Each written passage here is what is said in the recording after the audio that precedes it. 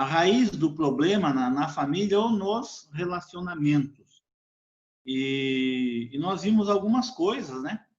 Quanto ao assunto. E nós ficamos, então, nós encerramos falando sobre as frequentes exortações do que os apóstolos fazem nas Escrituras com relação aos maridos, com relação às esposas, com relação aos pais, quanto ao relacionamento. E nós ficamos de falar hoje, de começar a falar, dentro desse assunto da raiz dos problemas, nós ficamos de falar sobre as muitas desculpas usadas, né, as muitas desculpas que nós usamos. E o texto que nós vamos usar é o mesmo texto do domingo passado. Aí na tela a Valéria colocou Efésios. Efésios é o texto principal que a gente começou a falar sobre o assunto. Mas eu quero ler o mesmo texto do domingo passado, que é Tiago, capítulo 4. Nós estamos falando sobre a raiz dos problemas na família, né?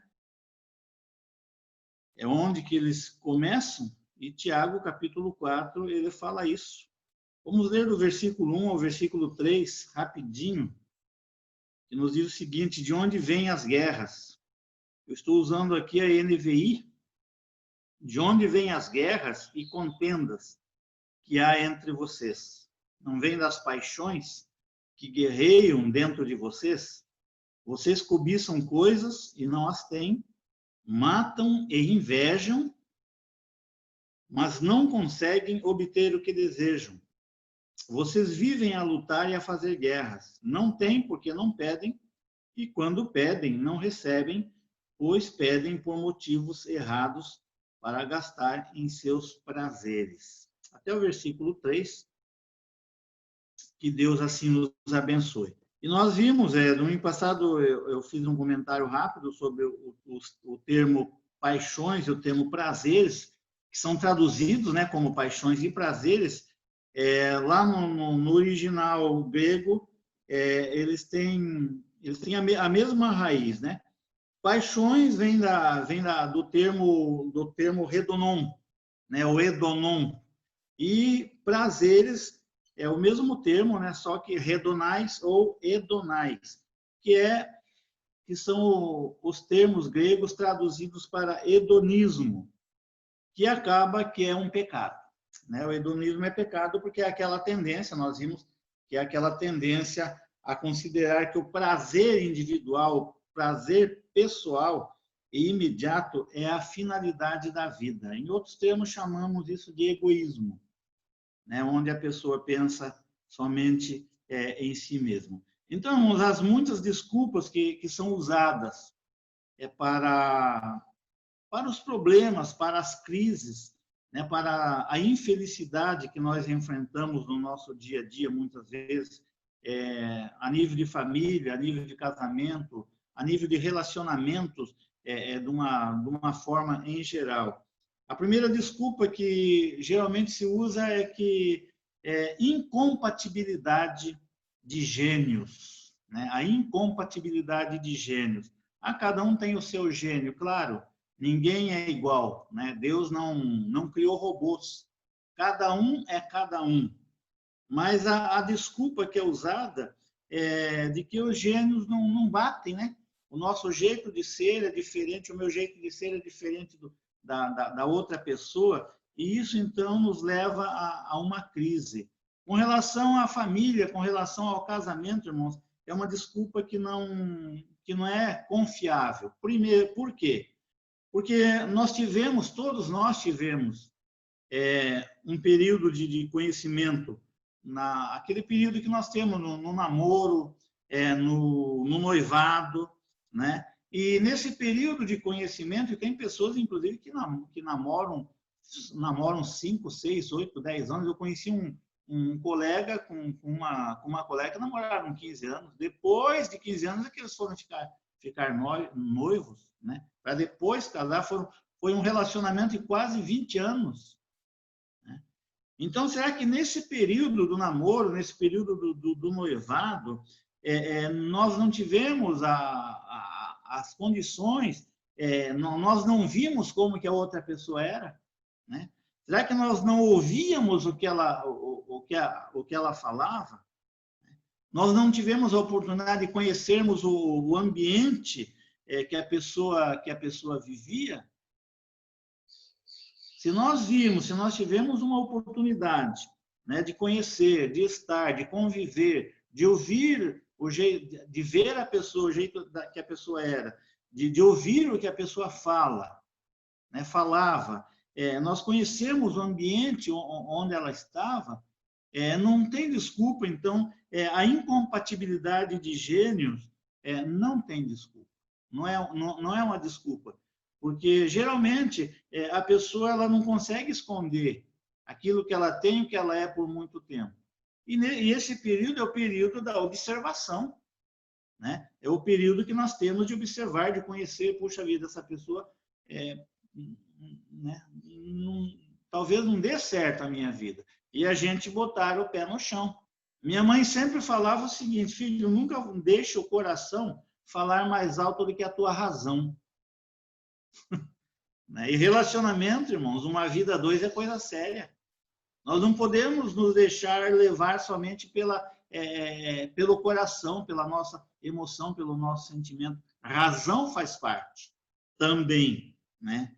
Então, irmãos, o problema principal, como nós vimos nesses termos aqui, que são traduzidos como paixões e prazeres, o hedonismo, o problema, na realidade, é o egoísmo. O principal problema é o egoísmo, a dificuldade de abrir mão de algo, né? De ambas as partes, para que se chegue, então, a uma solução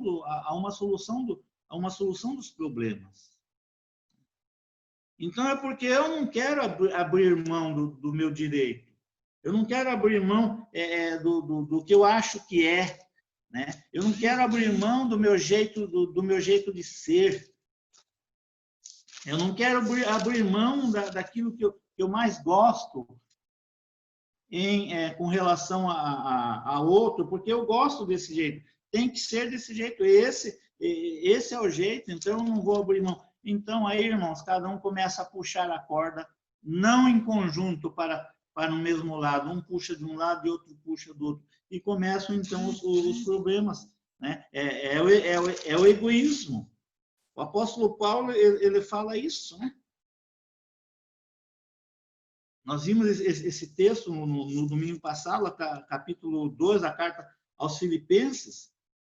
Ele diz que seja a atitude de vocês, nada façam, versículo 3 aqui, ele diz: nada façam por ambição egoísta, na versão que estou usando, né? Ou por vaidade, mas humildemente considerem os outros superiores a si mesmos.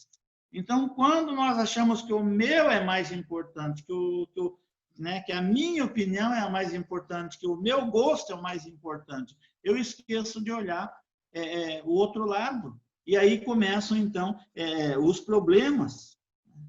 Versículo 4, Paulo diz: cada um cuide não somente dos seus interesses, mas também dos interesses dos outros. Ele está falando aqui com relação à igreja, e nós estamos falando com relação à família, a casal cristão. Irmãos, quando esses princípios são quebrados, então os problemas, eles começam a aparecer. E é claro que cada um puxando de um lado, nós vamos usar a incompatibilidade de gênios como desculpa. Ah, não, ela tem o gênio dela é muito forte. Ah, não, o gênio dele é terrível. Não bate, não dá, mas nós tivemos a oportunidade na nossa convivência. Então, irmãos, o egoísmo, né? E aí no versículo 5 aqui de Filipenses capítulo 2, Paulo diz: seja a atitude de vocês a mesma de Cristo Jesus. E qual foi a de Cristo Jesus? Versículo 6, Paulo explica, ele sendo Deus, ele não considerou que o ser igual a Deus era algo que devia pegar-se. Cristo era Deus, é a mesma natureza de Deus, mas ele não se apegou a isso. Ele abriu mão disso. E versículo 7, Paulo explica, mas esvaziou-se a si mesmo, vindo a ser servo, tornando-se semelhante aos homens. Jesus Cristo, ele não se apegou ao ser igual a Deus, e ele era Deus. A mesma essência, a mesma natureza. Mas ele não se apegou a isso, ele se esvaziou disso, para se tornar o quê? Para se tornar igual a um Ademir da vida, irmão.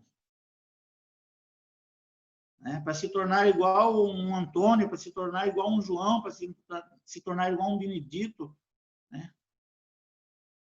Para se tornar igual a um de nós. Ele não se apegou ao ser igual a Deus, ele abriu mão, ele se esvaziou disso, e ele se tornou semelhante aos homens.